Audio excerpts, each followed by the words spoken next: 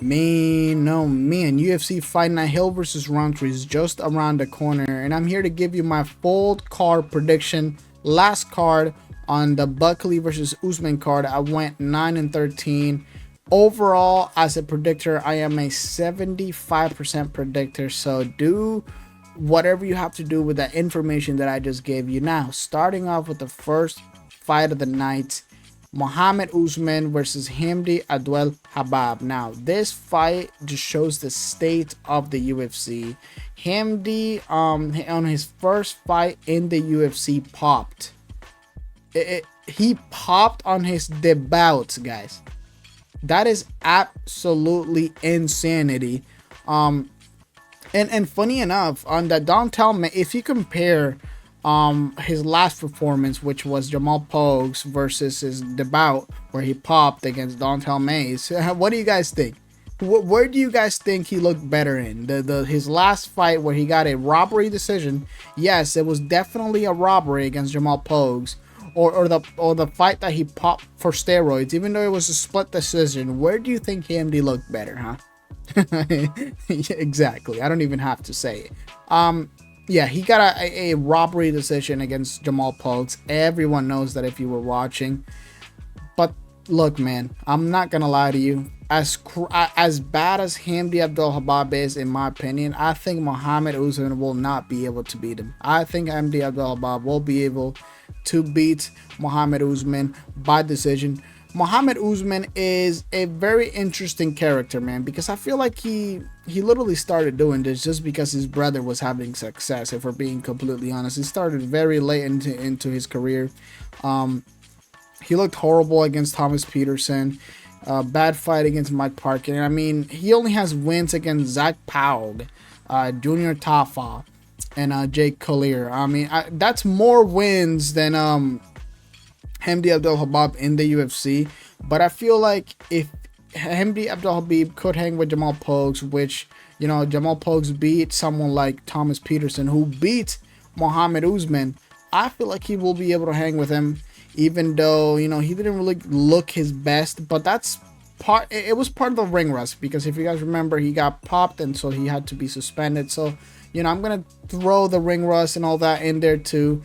But I think we'll see, I guess, a slight better version than we saw last time, and I think that version of Hamdi Abdelwahab will be able to beat Mohammed Usman. Mohammed Usman is a very interesting character, because if you see his fight against Thomas Peterson, it's like, I don't want to say he's like he fights scared, but the way he just reacts to shots, it's very I don't really like the way he just reacts to shots, the way he fights. It's very weird. I don't know how to explain it, but it looks like someone that doesn't really have he really does. It just shows a person that really, he was, I don't even know how he got in the UFC. I'm just gonna, I mean, we know how, you know, his brother obviously, but I don't know how he got here, man. It's absolutely incredible. And again, that just shows how bad the heavyweight division is, man. That's just, it's kind of depressing how it's gotten to this point where we got someone who popped in his debut and is still in the UFC, the heavyweight division, man. It's just, it makes me shake my head. But I'm gonna go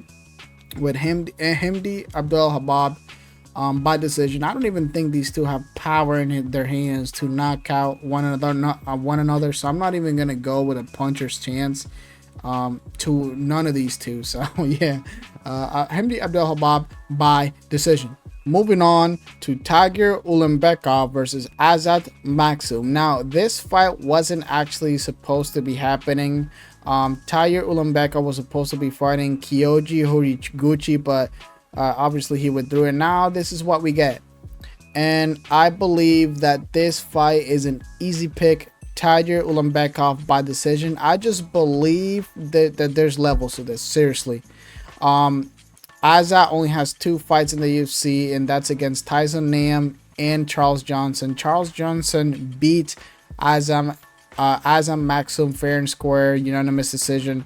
Azat Maksum dropped Charles Johnson in the first round. I think he dropped him twice and wasn't able to finish Charles Johnson. And then Charles Johnson had a great second round. There was a lot of grappling exchanges. And as I'm not really like tired down, you could see his gas tank diminish a little bit. Not he wasn't like completely gassed, but you could definitely see him like shake his arms and all that stuff. You know, his gas tank is a little questionable, especially at the level that he's gonna fight. He's gonna have to fight against Tagir. He had a split decision against Tyson Nam. I'm pretty sure he came into the UFC undefeated. It's weird because his record now is 15-1, and in the UFC when he came in it was 17-0, I think it was, or something like that. His record definitely changed. I don't know if they found like some fights weren't real. I don't even know, but that's besides the point. He had a great run in another promotion, which look, I'm at this point, especially what we've seen with other former champions from other promotions come into the UFC and have just lackluster performances. I'm not really banking on, or I didn't really watch that much tape on him when he was outside of the UFC. I mainly just watched Azat's tape in the UFC because we've seen him, even though he only has two fights. That's enough tape. And him coming in short notice, I just don't believe he's in Ulanbekov level. I truly not believe, and that's why Tagir is a minus basically 300. It's a 295, but basically 300 favorite. It might even go up. I'm not gonna lie. I don't know what, because I'm looking at the odds from Topology. I'm not really looking at the odds from the UFC website because they're totally different. And you know, I think they might definitely go up when people notice that Azat Maksum is not all that. He's definitely not all that. He does have some good power on the feet. Not the type to like knock you out cold, but you know, he has some decent power. He doesn't throw that many low kicks, which Ulanbekov definitely has trouble defending or checking. I just don't see it happening, man. I really don't see it happening. Even though Ulanbekov is not really he doesn't really have the fastest hand speed. I'm not even joking when I say this. Ulanbekov only has a jab. He only has a jab and sometimes a 1-2 that he throws there, you know, to change it up a bit. But if you go against him in the clinch, he will definitely beat you. That's what I will say. And Azat Maksum is gonna probably try to keep it on the feet, and he does have the Maksum also has a very good grappling. But if he tries to grapple against Ulanbekov, it's not gonna go well for him. I don't think Ulanbekov will be able to finish Maksum because I feel like Maksum does have high level enough grappling to not let that happen, but I do believe Ulanbekov will just rack up control time and beat him by decision. Moving on to Irina Alekseeva versus Klaudia Syguła. I think Irina Alekseeva is going to win this fight 29-28, 29-28. Funny enough, they actually have the same opponents on Melissa Mullins as their last opponents, and Syguła or Klaudia, she got TKO'd via ground and pound against Melissa, while Irina Alekseeva actually went into a decision with her. So I know MMA math doesn't really work that much, but if that tells us something, is that Irina Alekseeva is definitely the better fighter. She also looks like, you know, the more of a UFC fighter. You know, Klaudia Syguła looks like, you know, a little bit of a model, if I'm being completely honest. And yeah, Syguła is just, I think she's too young, man. It's too fast to rush on her against a Irina Alekseeva. You know, there's levels to this. You know what I mean? There's levels. Yeah. Anyways, moving on to Daria Zheleznyakova versus Melissa Mullins. This is the opponent that I was talking about. She's in the same card. But this is actually a rematch, guys. If you guys didn't know, this is actually a rematch. These two faced each other about 3 years ago, and Melissa Mullins actually TKO'd her via ground and pound. And I don't think there's going to be anything different on this fight. I really don't think there's going to be anything different fight. You know, Daria hasn't really shown me anything that she has improved since that fight. And think about it. Daria literally got arm triangle choked by Eliana Perez last fight. So I think Melissa Mullins, I'm not even joking, it might end the same way via ground and pound, but I'm not going to bank on that. I'm just going to go 29-28, 29-28 Melissa Mullins by decision.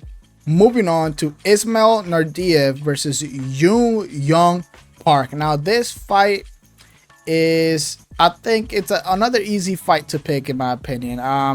Look, Ismail Naurdiev has had a hell of a ride, man. He joined the UFC back in 2019, right? He won his bout, then he lost his next fight, then he won his next fight, and then he lost to Sean Brady for his last fight, right? He fought 4 times from 2019 to 2020. He fought 4 times, lost both. He lost 2, won 2, and then he got out of the UFC. I don't know if they kicked him out or whatever. I don't know what happened, but I know he started fighting on another promotion, and now he's back. His most recent fight is against Bruno freaking Silva. Bruno Silva is currently on a 5-fight losing streak. So that fight was definitely like, here you go, man. Have this guy right here so you can get a win. Get a win in your freaking in your resume or whatever. Bruno Silva is not a good look, you know what I mean? Even though he did look good against Bruno Silva, it's Bruno freaking Silva, okay? And Yong Park, he is a very, very good fighter. He has a very, very good pressure, man. And I'm not gonna lie to you, I think Yong Park has the ability to submit Naurdiev, man. It's weird because I was looking at his resume and I looked at his fights. You know, I even looked at the fights of the other promotions, and it's weird because he was on a 2-fight losing streak. He beat Tahar Hadbi, I think his name is. I don't really know how to pronounce his last name. Via guillotine choke in round 1, and then he gets in the UFC after being on a 2-fight losing streak, then beating that guy via guillotine in round 1, and then he gets in the UFC. I know he was in the UFC previously, and you know he has connections and all of that stuff, but I don't think that deserves another shot at the UFC after you lost 3 times after you got out of the UFC. Or it just doesn't make sense to me. But whatever, right? Whatever. At the end of the day, my prediction is gonna be Yong Park by submission in round 3. I really think Yong Park can submit Naurdiev. I really think he has his tool back to do it. He's gonna definitely bring pressure to Naurdiev, and Naurdiev is probably gonna start shooting or something. And Yong Park is probably gonna like end up on top or whatever when he stops once, and he's probably gonna get a submission. I don't know what submission he's gonna get, but I really think he's gonna be able to submit Naurdiev in the 3rd round. All right, moving on to Seokhyeon KO versus Oban Elliott. And look, I'm not gonna lie to you guys. I think this is another stepping stone for Oban Elliott, and I'm just gonna go with Oban Elliott by decision. I think Oban Elliott is just going to be able to just stay out of range out of KO, because KO is pretty much a counter puncher. He's a counter puncher, and when you're not putting on the pressure, when he has to come to you, he only knows how to throw like overhands. He doesn't really know how to fight on the front foot. He's just a counter punch. He's just a one-dimensional fighter from what I've seen, of course. Now Oban Elliott, on the other hand, he has very good low kick. His low kicks are very, very good. He has very good tip kicks. His jab is absolutely amazing. When I feel like Oban Elliott is going to use the tip kicks to just keep KO out of range, and when KO tries to come in, he's obviously going to catch him with that freaking jab that's always there. Now this is an interesting fight because look, I know I said that, you know, KO is like a stepping stone, and I truly believe that, but it's weird because, you know, he had a good fight in the Contender Series, whatever, he got a whatever, right? But the fights that he had outside of the promotions it's like interesting because, you know, he got a TK before this. I'm gonna tell you the fights before the Contender Series. You know, he had a fight against someone called Alwin Kaki or whatever the hell I don't know how to pronounce his name. He was 7-7. The man was 7-7.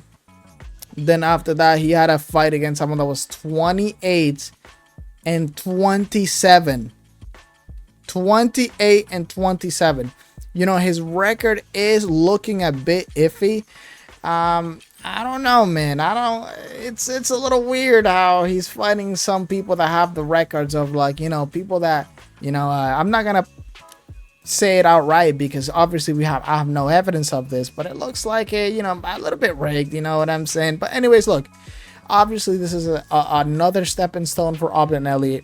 This fight gives me a vibe where, you know, they just give a prospect, a fighter that we know he's gonna win. It's just, you know, for him to improve, to get to the ranked, and I feel like that's just one of those fights. It's an Oban Elliott, you know, a masterclass decision in my opinion.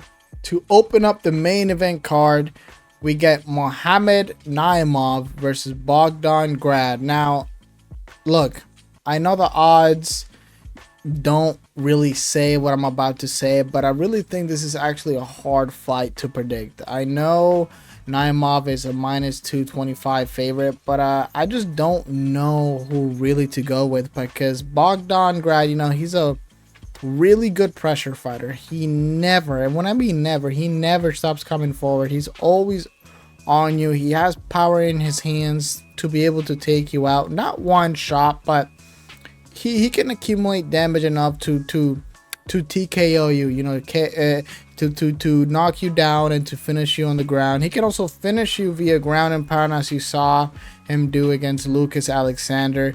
Yeah, Lucas Alexander actually had a very good round against him in the first round, but then he ended up Bogdan's pressure. Even though he lost round one, his pressure was still there. Like, this man does not stop coming forward. Now, Mohammed Naimov, you know, he doesn't mind fighting on the back foot. He really doesn't mind fighting on the back foot.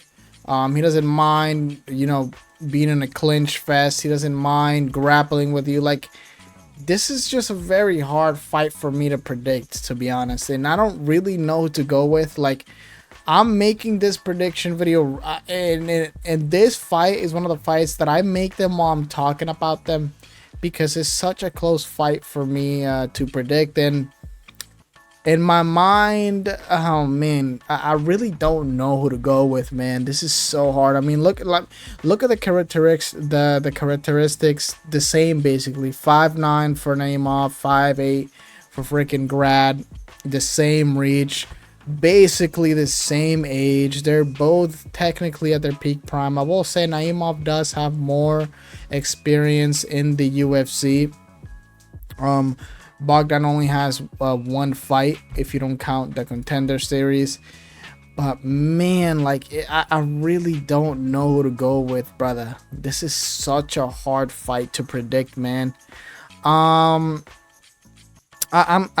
I think I'm gonna go with Mohammed Naimov. I am gonna be scared of Bogdan's pressure through the entire fight, because this man is never going to stop coming forward.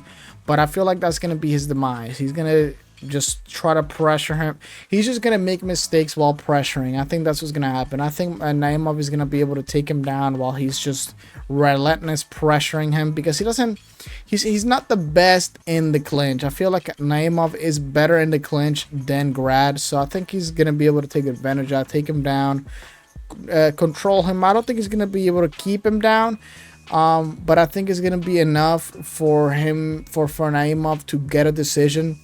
Bogdan has very good counters. Naimov has very good timing on the feet, especially on the back foot. Naimov is actually very good fighting on the back foot. We saw it on the Can Hopefully fight. He's very good fighting on the back foot. But again, this is a close fight. This is a 50-50 fight for me. I don't know why the odds it's not near even or something. But look, whatever. I'm just gonna go with Mohammed Naimov. I think he has very good timing. He's gonna be able to rack up a little bit of control time each round against Grad. And yeah, Mohammed Naimov by decision. Moving on to Nazim Sadykhov versus Nikolas Motta. I'm going to go with Nazim Sadykhov by KO. I'm gonna pick Nazim Sadykhov by KO in round 1. I think Nazim will be able to close out the range and KO Nikolas Motta in the pocket. The way Nazim brings the like, man, that man just pressure. And the problem with that is that I'm, slightly worried, but not for this fight, but just for his future fights, is the amount of times this man gets hit. He gets hit clean, man. He really does get hit clean. The thing is, he has eaten every shot, every clean shot that he has gotten hit with. So, I guess that's a good thing for now. I don't think Nikolas Motta will be able to like upset freaking Nazim Sadykhov like he did against Tom Nolan. Nikolas Motta was like the moderate underdog on that fight, I'm pretty sure, and he TKO'd him. Very good fight, but look, I don't think he's gonna do that against Nazim Sadykhov. Nazim Sadykhov has nasty, very good kicks. I mean, you even saw on the Ismail Bafin fight with that question mark kick, I think it was, and then he like hit him in he was like a left kick question mark. It was a weird kick, and the doctor stopped it in the first round because Islam Bafin couldn't see. But Nazim, he does have very good kicks. You saw it also in the Borshev fight, where he won a by majority decision, I believe it was. He has very good kicks. He just gets hit a lot, which worries me, but not for this fight. I think this fight is just going to be another step. There's a lot of, on this card, there's a lot of stepping stone fights. A lot of like get in the spotlight type of fight. I don't know. There's just a lot of newbies in here, man. People coming from other promotions. But yeah, anyways, I'm gonna go with Nazim Sadykhov by KO, and let's see what round are we picking, boys. Let's see. I'm feeling like a round. I'm gonna go round 2. I'm gonna go. You know what? No. I'm gonna go round 3, and I think he's gonna be able to knock him out like with a right hook or something. Round 3. Moving on to Myktybek Orolbai versus Tofiq Musayev. Now, this fight is a very good fight, I'm not gonna lie to you, because we are probably going to get a finish by Orolbai here. Tofiq is he hasn't had a single fight obviously in the UFC. He's coming from, I think it's called Ryzen, if I'm not mistaken, or Bellator, I don't even know, some other promotion. I did watch some tape and a few of his fights, and I saw a big problem, right? He has very big moments of inactivity during rounds, which I think Orolbai will definitely take advantage because Orolbai, as you guys obviously know if you have seen him fight, this man does not stop pressuring you. Even if you're countering him, beating his ass up, he will not stop pressuring you. And I think that's what's going to break Tofiq Musayev, in my opinion. The pressure itself, every single round, I think we will be able to see a finish. I don't think this fight, to be honest, I don't think Tofiq deserves to be in there with Orolbai, man.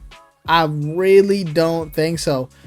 I just want you guys to go watch the tape on a few of his fights, and I'm telling you, the inactivity for like a whole minute it's not good, man. There's not a lot of activity between those rounds, and when you pair him up against somebody that's active the entire fight, or not obviously the entire fight, but every single minute of the round, just throwing kicks, just throwing anything to be active on each second of the round, it's gonna be bad for Tofiq. And also another thing is that every fight that I've seen about Tofiq on the other promotions have always been on the front foot. So I want to actually see this. I want to see also how he looks while he's on the back foot for a long time. This is just going to be a very interesting fight, but I think Orolbai will definitely get, I'm going to go decision to go safe, but I wouldn't be surprised if Orolbai breaks Tofiq, in my opinion. I know a lot of hardcore fans probably will glaze Tofiq, but I don't think this guy is all that in front of Orolbai. I mean, Orolbai has very good wins against Uzmedic, Hayward Charles, who else? What was his name? Elvis Brenner. Who else? I think he had a good fight in the LFA against Glacio Elizario or something. I think that's his name, Glacio Elizario, I think it was. look, man, Orolbai is just gonna bring a different type of pressure against Tofiq Musayev that I don't think he's seen, especially at the UFC level. You know how I feel about other promotions coming into the UFC. I'm always gonna be, speculating because of the levels of the other promotions.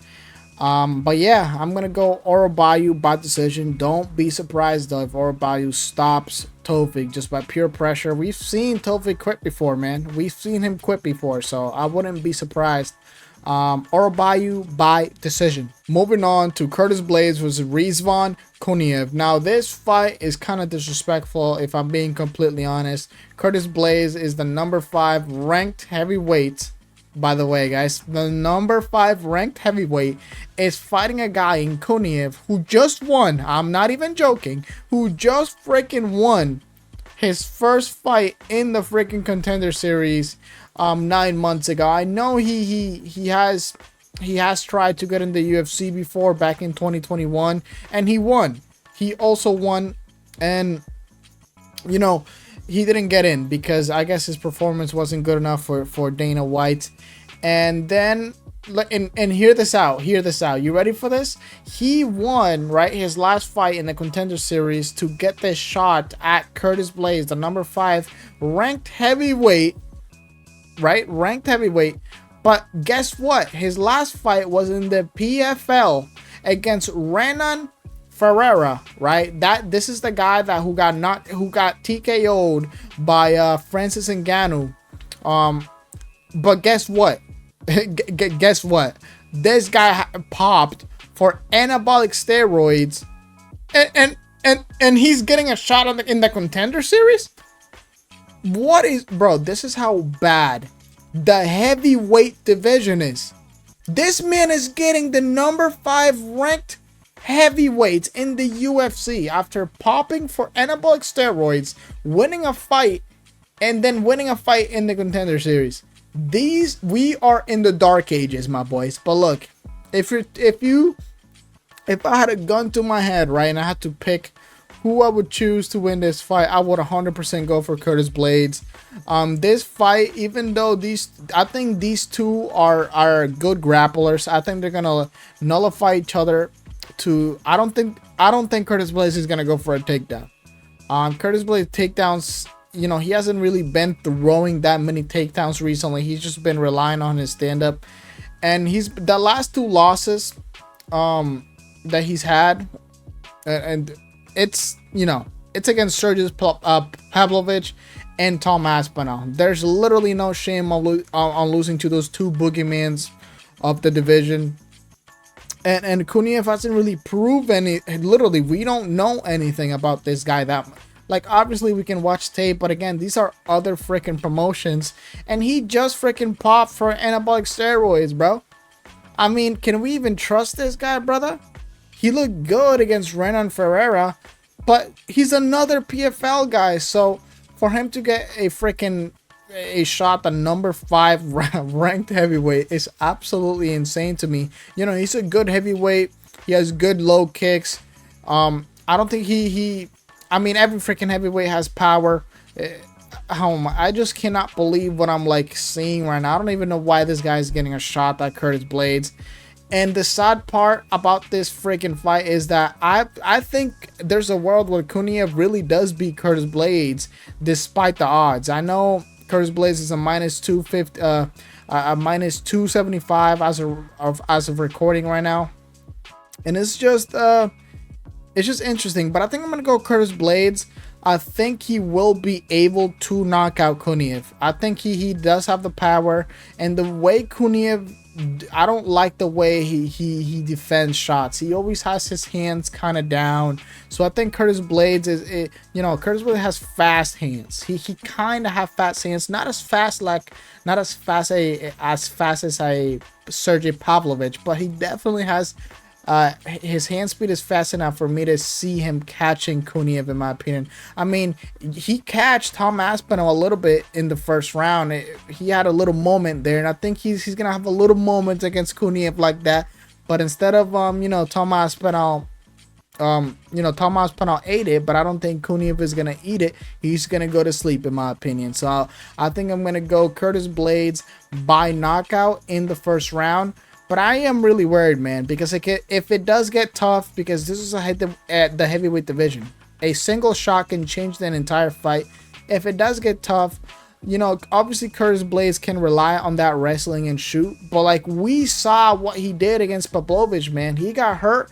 And he went for like the laziest, weirdest freaking takedown. And then he just didn't go for anything. No clinching, no nothing. He just wanted to keep slugging it out. And that's why he got absolutely decimated by Pavlovich. So I'm kind of scared if it does get murky. The water does get murky out there. He doesn't go for a freaking takedown, man. But look, I have faith on my boy Curtis Blaydes to finish this freaking fraud that just popped for anabolic steroids and be a fraud fighter on Renan Ferreira, man. He's gonna show him levels to this, okay? He's gonna show him the UFC that there's freaking levels to this, man. He's gonna show again that other promotions got nothing on us. Curtis Blaydes by freaking KO round 1. Moving on to the co-main event of the evening, Rafael Fiziev versus Ignacio Bahamondes. Now, this is a very, very close fight, man. I mean, look at the odds. As of right now, the odds are near even at minus 110 and minus 110. So, pretty much even. So, look, man. This fight is such a hard fight to call because both of these fighters, I mean,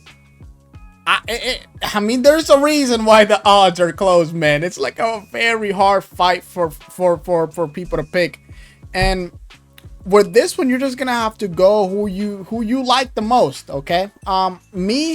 Look, I think Rafael Fiziev's body kick is definitely going to be there against Ignacio Bahamondes. I also don't think this fight is going to have a lot of time on the ground. I don't think this fight is going to go to the ground. I think it's going to stay on the feet. And that favors, both of these fighters stand-ups have been looking absolutely amazing as of recently. I know Rafael Fiziev isn't like on a 3-5 losing streak, losing to Gaethje the first fight, losing then to Gamrot from that leg injury, and then losing to Justin Gaethje again on short notice. But the thing is, he looked good in all those losses. He even beat Matthews Gamrot in round 1. In round 2, then he got the leg injury. So it was looking like another win, man. It really was looking like another win. His last win was 3 years ago against Rafael Dos Santos. And he KO'd him. And Rafael Dos Santos is not a chinny guy. It was surprising to see that knockout. I'm not going to lie to you, man. But look. Ignacio Bahamondes, 27 years old, new kid on the block. He submitted triangle choke, Jalen Turner. You know what? Belal Muhammad was actually in Ignacio Bahamondes' corner that fight, which was, I don't know if he's in his corner every single fight he fights. I haven't even noticed, but I did notice that he was in his corner against the Jalen Turner fight. He KO'd Manuel Torres. He knocked him down the first time. He rocked him, knocked him down. He survived. Then the second one, it was over. He knocked him down, but Manuel Torres just put his hands over his face and just covered up, fetal position, Anthony Smith style.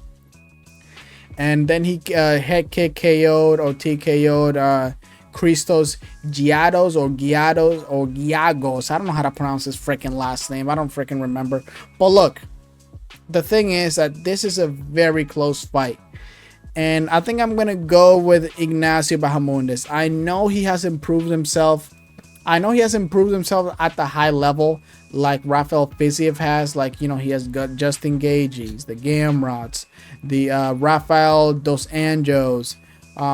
I completely understand, but I really think he's going to be able to prove it against this fight. Especially, he's going to be able to use his height. He's going to be able to use his reach. I am worried a little bit of the body shots in the low kicks. That's the thing that I'm worried about.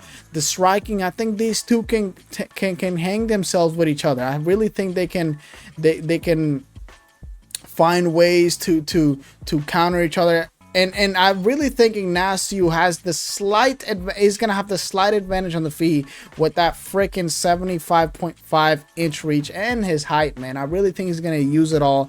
He's gonna be able to counter Rafael Fiziev easier.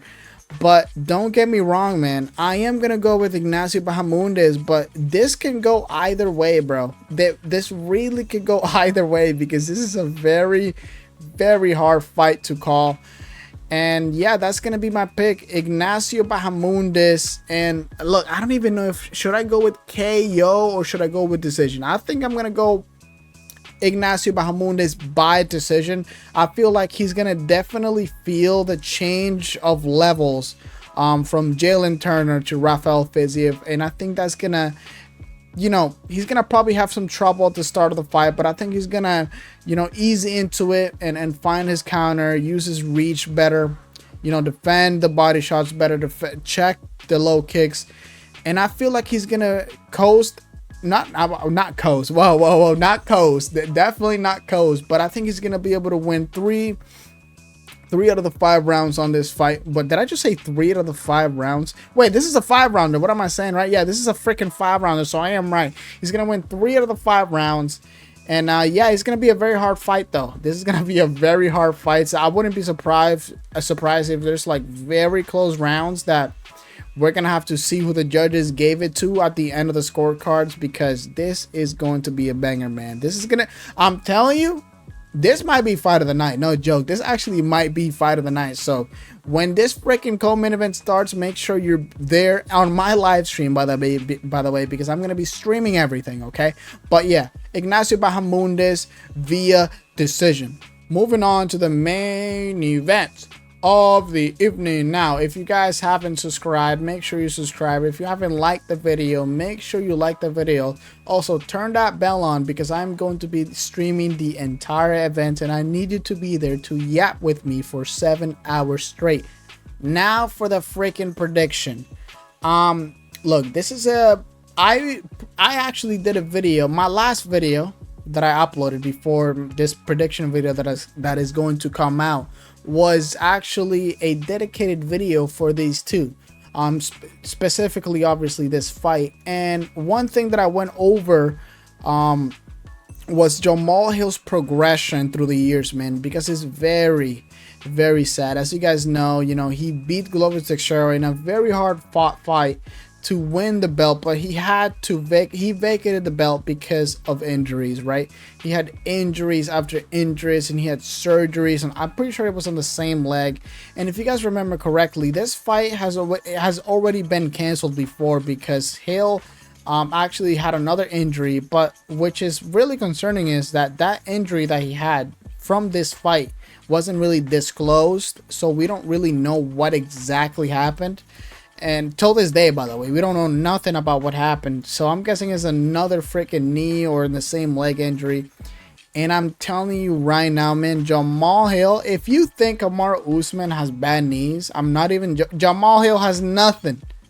I'm telling you, Jamahal Hill might have worse knees than Kamaru Usman. I'm not even joking. That's not even a joke. Jamahal, the way he moves is just concerning. I don't know why people don't bring that up. It's so weird when you see Jamahal Hill fight and his knees just look horrible. His footwork just looks horrible because of his knees, and nobody points that out in their prediction videos. I think now it's starting to, people are starting to notice now, especially the fight against Yuri Prochazka, where Yuri Prochazka, he made Yuri Prochazka look like he was an Ultra Instinct. I know Yuri Prochazka, he had improved head movement, but it wasn't that good. I'll be honest, brother.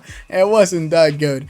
And, it's just, everything just comes down to the footwork, man, because even the way he throws now is weird. Like, his uppercuts are horrendous. They come from, like, his uppercuts come from like if his hands were down and then he started the uppercut from there. It's so weird, man. And Khalil Rountree, straight punches, oblique kicks. I mean, are we serious? I mean, I think, I'm not even joking, we might see Khalil Rountree actually finish Jamahal Hill by an oblique kick. We actually might see it, man. we might see it, and we've seen it before. We've seen Khalil Rountree. I'm pretty sure, was it against Modestas? It was like a kick to the knee or something, brother. It's not looking good for Jamahal Hill, and I didn't give him a. I'm pretty sure I didn't. I don't know if I did a prediction on that video that I did. I don't even remember, even though it was yesterday. But I'm gonna tell you my prediction now. I'm gonna go with Khalil Rountree. I think he's gonna be faster in the sense that he's gonna be throwing straight punches, while Jamahal Hill's gonna be starting his punches from his freaking waist. That's for sure. The oblique kicks, he throws them. Look, Khalil Rountree actually throws oblique kicks, and Jamahal Hill's knees won't be able to stand it, man. It won't. I wouldn't be surprised if Jamahal Hill gets TKO but an oblique kick, man. It's, oh man, just visualizing what I just said is nasty, man. Because Khalil Rountree throws vicious freaking oblique kicks, man. But look, Khalil Rountree I'm gonna go Khalil Rountree by KO, TKO. I don't think I'm crazy to say that Khalil Rountree is gonna be able to hit Jamahal Hill with an oblique kick that's gonna TKO him. You might think I'm crazy, but I really think that's a possibility, man. I think it's a possibility for Jamahal Hill's knees to just give out because of so many freaking injuries. I hope you guys go back and see those fights that he had against a Glovic, against a Thiago Santos, against a Johnny Walker, against Jimmy Crute. I'm telling you, brother, go watch those fights. And please watch every single fight, which is only 2 fights, after those fights that he had. The Alex Pereira fight, the Yuri Prochazka fight. And tell me that man's injuries didn't freaking destroy his body. Please tell me that he hasn't slowed down. The way he fights, it's just, oh man, it's so sad to see. But at the end of the day, this is a freaking prediction video. I'm gonna go with who I think has the best chance on winning, and that's going to be Khalil Rountree. And that's going to be it for each pick up on this card. I mean, I think I'm gonna do pretty good on this card, to be honest. I did pretty good on the Usman versus Buckley fight. There is a few 50-50 fights that might not go my way, so it's okay though. I think I have faith on my picks today. The co-main event, I'm a little weird. I'm not gonna lie to you. The co-main event, I am a little weird, but it's all good. Look, it might go into fruition that Ignacio Bahamondes beats Rafael Fiziev by decision, or it might come into fruition that Rafael Fiziev beats Ignacio Bahamondes by knockout or something. Anything can happen. But look, that's gonna be all my picks for UFC Fight Night, Hill versus Rountree. Let me know down in the comment section what you think of my picks. You know what? Even better, tell me all your picks and down in the comment section. And yeah, let's just have some fun in this freaking fight night. Make sure you tune in to my live stream. But with that being said, make sure you leave a like, hit that sub button, and I'll see everyone very, very soon. Goodbye.